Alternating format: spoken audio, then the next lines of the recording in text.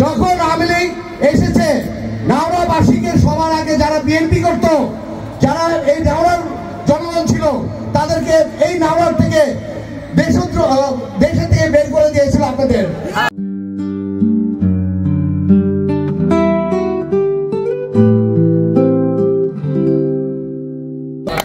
আগে আপনারা বলেন যারা আছেন আপনারা কেমন আছেন? আমি শুনতে পারি না, আরেকবার বলবেন।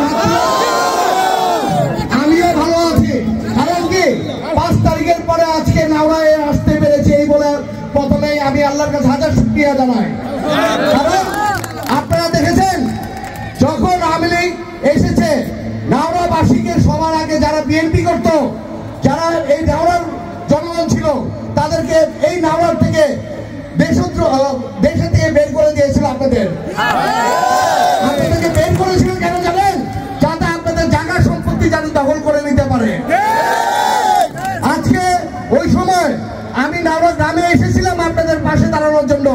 আমি এসে দেখেছিলাম অনেক ঘর বাড়ি আপনাদের ভেঙে চুরে চুরমার করে রেখেছিল। আজকে আমি বলতে চাই, আজকে যারা আপনাদের এই কাজ করেছে তারা এখন কোথায় আছে? তারা কিন্তু এখনো আছে আপনাদের মাঝে।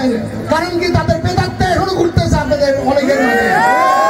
কারণ আপনারা এমন একজন লোক যে নাওরাবাসী যে সবসময় সন্ত্রাসের এগেছে আপনারা দাঁড়িয়েছেন।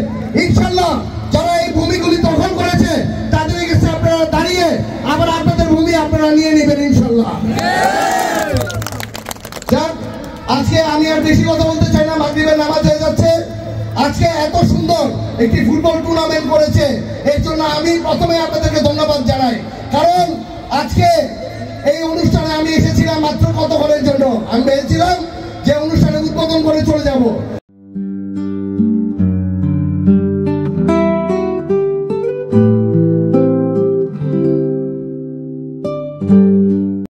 নাওরাবাসীর ভালোবাসার জন্য আমি আছে পুরো অনুষ্ঠানটা আপনাদের সাথে দেখেছি। নাওরাবাসী আপনারা সবসময় ঐক্যবদ্ধ ছিলেন, ইভেন ঐক্যবদ্ধ থাকবেন।